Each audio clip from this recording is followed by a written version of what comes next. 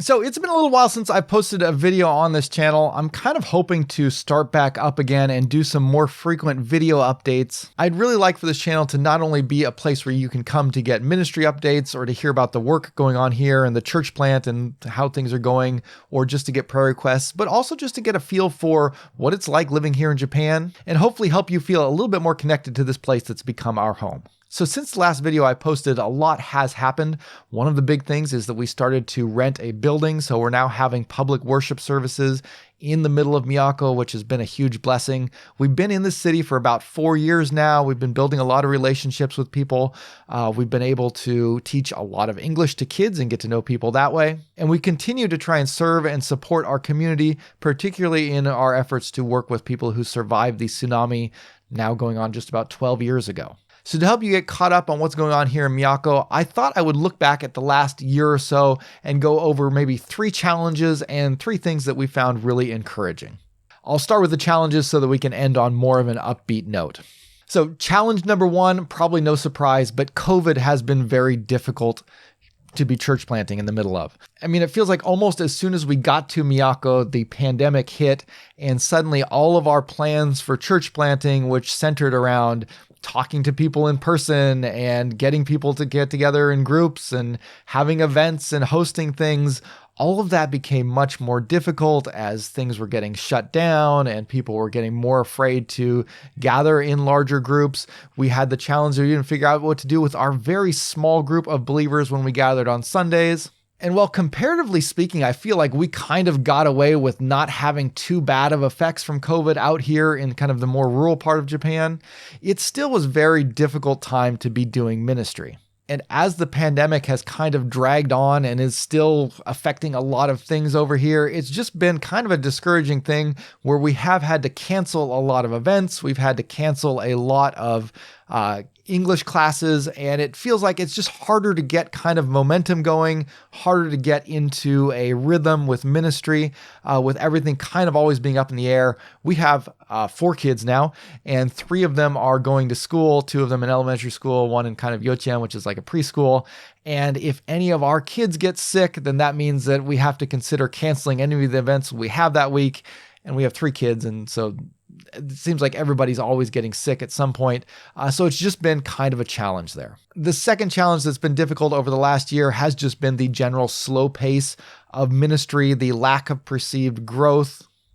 Sometimes we're here and we're doing things and we're trying to talk to people and we're trying to build relationships. We're trying to share the gospel. We're trying to have events. We're trying to do all these things and we don't see a lot of fruit from that.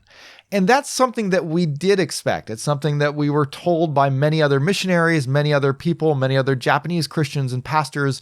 Many people warned us that ministry goes slowly in Japan. And so we want to have the mindset that if this is the pace that God's going to work at, if our labor will be primarily that of like tilling the ground and preparing the soil and, for maybe the next generation of missionaries to come and reap the harvest, if that's the work that God has us to do, we want to be willing to do that. And yet at the same time, we really want to see God work. We want to see that harvest come in. We want to see lives change. We want to see people respond to the gospel and come into a relationship with their Creator, to meet Jesus.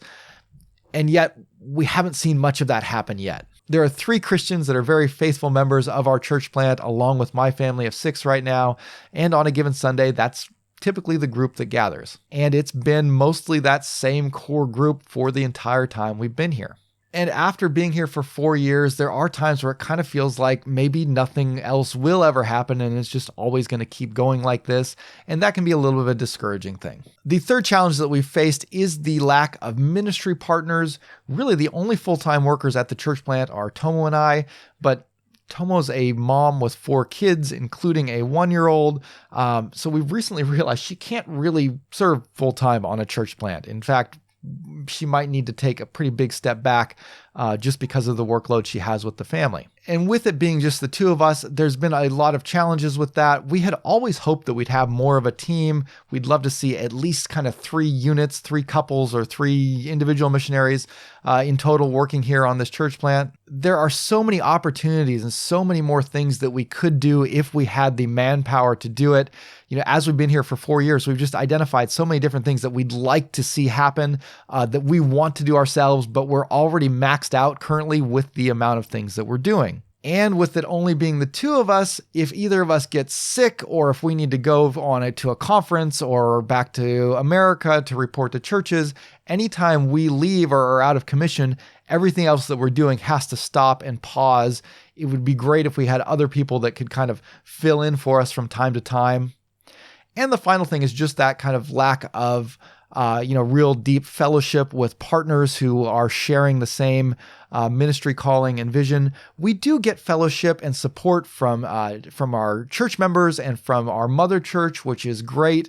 But we would also love to have people that we're working with kind of in the trenches on a day-to-day basis that share the same passion for seeing a church established here in Miyako. Okay, so that might have sounded a little bit depressing. Let's talk about some of the things that have been going well and some of the ways that we've found some encouragement over the last year. And the first is going back to almost exactly a year ago, and that is Easter Sunday 2022. So last Easter, on Easter Sunday, we had kind of an Easter egg hunt or an Easter egg cookie hunt where we hid Easter eggs throughout the church building, and we have a little garden in the back, so we hid Easter eggs in the garden as well. And we invited all of the kids from our children's English classes to come to Easter Sunday and then to do an Easter egg hunt afterwards. And again, like I mentioned, typically we have roughly around 9 people show up to our church. And we kind of had expected last Easter that maybe 1 or 2 families might join us. That's what has happened before on like Christmas and other things like that. But on Easter Sunday 2022, we had about 7 families come.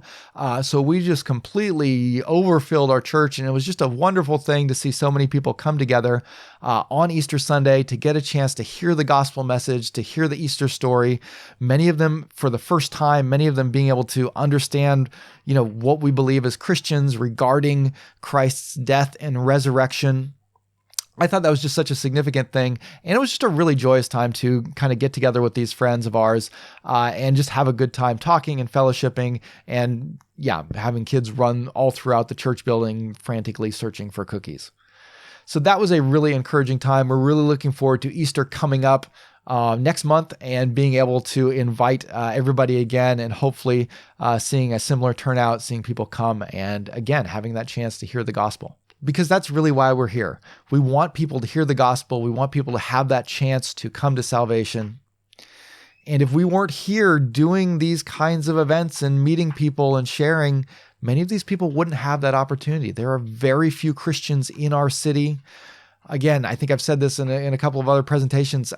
We've counted maybe about 25 Christians that we know of that are connected to local churches within our city of 50,000 people. So most of the people in the city don't know a Christian, don't know anybody who could share the gospel with them, but we're here and we have that opportunity to do that. And we're just so grateful and excited to have that chance anytime God gives it to us. Second thing that's been encouraging is that since we started having worship services in a public building in an area of the city that's got a sign on it that people see, we've actually had unexpected guests who have just shown up at our church from time to time, which again, that's something we didn't really foresee happening. Most Japanese tend to be pretty shy when it comes to checking out a new church. There's a lot of suspicion around religion in general. So we kind of figured people would only come when we invited them. But a few times over the last year, we've had people just walk into our church service or come into the church on a weekday when I happen to be there working and just had opportunities to talk with people, to share the gospel with them,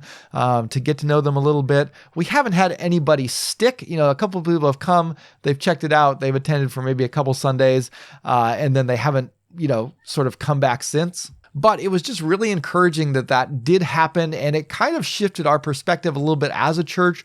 We started rearranging things so that we could always be ready for that, anticipating and praying that God might bring other people in through our doors that we hadn't expected. And so that's something that, I think had a big impact on us as a church and as a church plant. Just reorienting what we expected God could or would do. The third thing that I found encouraging over the last year is that we've had some good conversations with people, particularly in our adult English class. We do a once a month English conversation time. We call it English Hour.